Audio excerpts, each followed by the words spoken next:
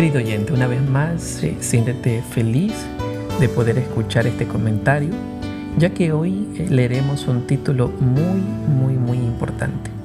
El título de hoy es Las vidas transformadas marcan la diferencia. Es el título para el día martes 7 de julio. Y bueno, como cada día, es importante que pidamos la dirección del Espíritu Santo para poder comprender las verdades reveladas en la palabra de Dios. Vamos a orar. Señor, una vez más cerramos nuestros ojos en gratitud por lo que de tu mano recibimos cada día. También, Señor, quiero pedir para que tú ilumines nuestras mentes para poder comprender y aceptar las verdades registradas en tu palabra. Ayúdanos, Señor, a comprender cuál es la misión a la que somos llamados todos nosotros y a poder, Señor, ser transformados mediante el poder de tu Espíritu Santo. Oro en el nombre de Jesús. Amén. Iniciemos el estudio de hoy leyendo en el libro de Hechos, el capítulo 4, el versículo 13. Nos dice la palabra de Dios. Entonces, viendo la valentía de Pedro y de Juan, y sabiendo que eran hombres sin letras y del vulgo, se admiraban y les reconocían que habían estado con Jesús. Si nosotros leemos el libro de Hechos, vamos a notar que la iglesia primitiva o la iglesia del Nuevo Testamento explotó de una manera increíble en los primeros tiempos. Notamos, por ejemplo, en Hechos 2:41 lo siguiente: así que los que recibieron su palabra fueron bautizados y se añadieron aquel día como 3,000 personas. Entonces, notamos aquí que en el día del Pentecostés hubo un aproximado de 3,000 personas bautizadas. Si nosotros vamos ahora al capítulo 4 del mismo libro Hechos, al versículo 4 nos dice: pero muchos de los que habían oído la palabra creyeron, y el número de los hombres era como 5,000. Entonces notamos cómo otros miles fueron añadidos a la iglesia unas semanas después de lo acontecido en el Pentecostés. Entonces pronto las autoridades reconocieron indudablemente lo que estaba sucediendo. Estos creyentes del Nuevo Testamento habían estado ¿con quién crees? Con Cristo. Su vida había ya cambiado. Habían sido transformados por su gracia. ¿Y qué crees? No podían guardar silencio. Para continuar, quiero pedir que en tu Biblia, por favor, abras el capítulo 4 de Hechos. Vamos a leer desde el versículo 1 hasta el versículo 20. Y vamos a preguntarnos, una vez leído, ¿qué sucedió aquí? ¿Ok? Doy lectura. Mientras ellos hablaban al pueblo, vinieron sobre ellos los sacerdotes con el jefe de la guardia del templo y los saduceos, resentidos de que enseñaran al pueblo y anunciaran en Jesús la resurrección de entre los muertos. Y les echaron mano y los pusieron en la cárcel hasta el día siguiente, porque era ya tarde. Pero muchos de los que habían oído la palabra creyeron, y el número de los hombres era como 5,000. Aconteció el día siguiente que se reunieron en Jerusalén los gobernantes, los ancianos y los escribas, y el sumo sacerdote Anás, y Caifás, Juan, Alejandro, y todos los que eran de la familia de los sumos sacerdotes, y poniéndolos en medio, les preguntaron: ¿con qué potestad o en qué nombre habéis hecho vosotros esto? Entonces Pedro, lleno del Espíritu Santo, les dijo: gobernantes del pueblo y ancianos de Israel, puesto que hoy se nos interroga acerca del beneficio hecho a un hombre enfermo, de qué manera éste ha sido sanado, sea notorio a todos vosotros y a todo el pueblo de Israel que en el nombre de Jesucristo de Nazaret, a quien vosotros crucificasteis y a quien Dios resucitó de los muertos, por él este hombre está en vuestra presencia sano. Este Jesús es la piedra rechazada por vosotros los edificadores, la cual ha venido a ser cabeza del ángulo. Y en ningún otro hay salvación, porque no hay otro nombre bajo el cielo dado a los hombres en que podamos ser salvos. Entonces, viendo la valentía de Pedro y de Juan, sabiendo que eran hombres sin letras y del vulgo, se admiraban y le reconocían que había estado con Jesús. Y viendo al hombre que había sido sanado, que estaba en pie con ellos, no podían decir nada en contra. Entonces les ordenaron que salieran del concilio y deliberaban entre sí diciendo: ¿qué haremos con estos hombres? Porque de cierto señal evidente ha sido hecha por ellos, notoria a todos los que viven en Jerusalén, y no los podemos negar. Sin embargo, para que no se divulgue más entre el pueblo, amenacémoslos para que no hablen de aquí en adelante a hombre alguno en este nombre. Entonces los llamaron y les ordenaron que en ninguna manera hablaran ni enseñaran en el nombre de Jesús. Pero Pedro y Juan respondieron diciendo: juzgad si es justo delante de Dios obedecer a vosotros antes que a Dios, porque no podemos dejar de decir lo que hemos visto y oído. ¿Qué sucedió cuando las autoridades intentaron silenciar a Pedro y a Juan? ¿Cuál fue su respuesta? Es claro que estos creyentes eran nuevos en Cristo, hablando de los que creyeron, de los que aceptaron, ¿verdad? Ellos tenían que contar su historia. Pedro, por ejemplo, notemos que era un pescador gritón, fue transformado por la gracia de Dios. Si recordamos las historias de Santiago y Juan, los hijos del trueno, como eran llamados, ellos tenían mucha dificultad para controlar su temperamento, pero notemos cómo fueron transformados por la gracia y el poder de Dios. Tomás, el incrédulo, fue transformado también gracias a nuestro Dios. Entonces los discípulos y los miembros de la iglesia primitiva tenían sus propias historias que contar y no podían guardar silencio. Presta atención a esta poderosa declaración encontrada en el libro El Camino a Cristo.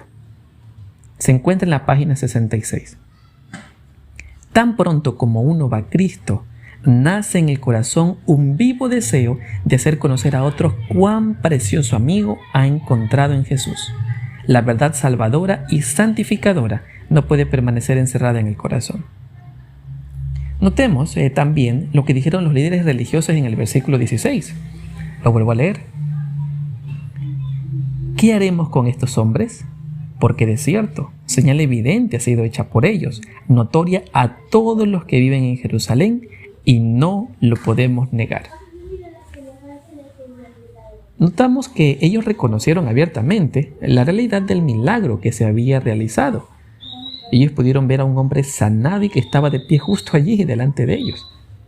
Tristemente, incluso con toda esta evidencia, ellos se negaron a cambiar su actitud.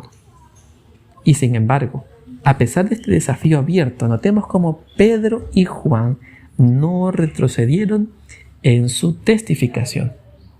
Vuelvo a leer para ello el versículo 19 y 20, que son unos versículos bastante claros y creo que deberían ser la inspiración a nosotros para no callar esa transformación que nuestro Señor ha hecho en nosotros. Lo leo. Pedro y Juan respondieron diciéndoles: juzgad si es justo delante de Dios obedecer a vosotros antes que a Dios, porque no podemos dejar de decir lo que hemos visto y oído. Te pregunto ahora, ¿qué relación hay entre conocer a Cristo y compartirlo? ¿Por qué conocer a Cristo personalmente es tan esencial para que podamos ser testigos de Él? Para poder finalizar el estudio de hoy, te pido que por favor prestes atención a los párrafos que voy a leer de los escritos de Elena G. de White. Para empezar, el primer párrafo se encuentra en los Hechos de los Apóstoles, en la página 445. En la vida del discípulo Juan se ejemplifica la verdadera santificación. Durante los años de su íntima asociación con Cristo, a menudo fue amonestado y prevenido por el Salvador, y aceptó sus reprensiones. A medida que el carácter del Divino Maestro se le manifestaba, Juan vio sus propias deficiencias y esta revelación le humilló. Día tras día, en contraste con su propio espíritu violento, contemplaba la ternura y la tolerancia de Jesús y oía sus lecciones de humildad y paciencia. Día tras día su corazón fue traído a Cristo hasta que se perdió de vista a sí mismo por amor a su Maestro. El poder y la ternura, la majestad y la mansedumbre, la fuerza y la paciencia que vio en la vida diaria del Hijo de Dios llenaron su alma de admiración. sometió su temperamento resentido y ambicioso al poder modelador de Cristo, y el amor divino realizó en él una transformación de carácter.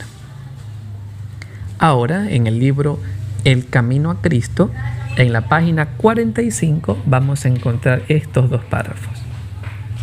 Cuando Cristo mora en el corazón, el alma rebosa de tal manera de su amor y del gozo de su comunión que se aferra a Él y contemplándose se olvida de sí misma. El amor a Cristo es el móvil de sus acciones. Los que sienten el amor constreñidor de Dios no preguntan cuánto es lo menos que pueden darle para satisfacer lo que Él quiere.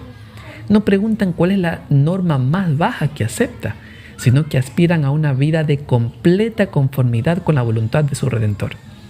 Con ardiente deseo lo entregan todo y manifiestan un interés proporcional al valor del objeto que procuran. El profesar que se pertenece a Cristo sin sentir ese amor profundo es mera charla, árido formalismo, gravosa y vil tarea. Ahora en el libro Consejo para los Maestros, en la página 230, vamos a encontrar este párrafo. Dios nos ha dado el don del habla para que podamos relatar a otros cómo Él nos trata, para que su amor y compasión pueda conmover a otros corazones y que de otras almas puedan elevarse también alabanzas a aquel que nos ha llamado de las tinieblas a la luz admirable. El Señor ha dicho, vosotros sois mis testigos, pero todos los que son llamados a testificar por Cristo deben aprender de Él a fin de ser testigos eficientes. Como hijos del Rey Celestial, deben educarse para dar testimonio en voz clara y distinta, y de tal manera que nadie pueda recibir la impresión de que les cuesta hablar de la misericordia del Señor. Finalmente, en el libro El deseado de todas las gentes, en la página 127 vamos a encontrar este párrafo. Todos debemos llegar a ser testigos de Jesús. El poder social, santificado por la gracia de Cristo, debe ser aprovechado para ganar almas para el Salvador. Ve al mundo que no estamos egoístamente absortos en nuestros propios intereses, sino que deseamos que otros participen de nuestras bendiciones y privilegios. Dejémosle ver que en nuestra religión no nos hace faltos de simpatía ni exigentes. Sirvan como Cristo sirvió, para beneficio de los hombres, todos aquellos que profesan haberle hallado. Una vez más, confirmamos lo que estamos estudiando durante toda esta semana, que el poder del testimonio personal puede ayudar a muchos a conocer de Cristo. ¿Cuánto más si tu vida ha sido transformada por el Señor? Como dice el párrafo que leímos hace poco, al nosotros haber aceptado al Señor, no vamos a preguntar cuál es la menor norma o el menor requerimiento pedido por nuestro Señor, sino que anhelaremos en nuestro corazón entregar lo mejor, nuestros dones al servicio del Señor. Querido oyente, hay una gran labor que cumplir a favor de nuestro Señor. Entonces, si tú lo has conocido, si tu vida ha sido transformada, por favor, empieza a trabajar para la obra del Señor. ¿Sí? Que nuestro Dios y Creador te pueda bendecir y pueda poner en ti esa certeza, esa seguridad para que otros conozcan del Señor. Que Dios te pueda bendecir.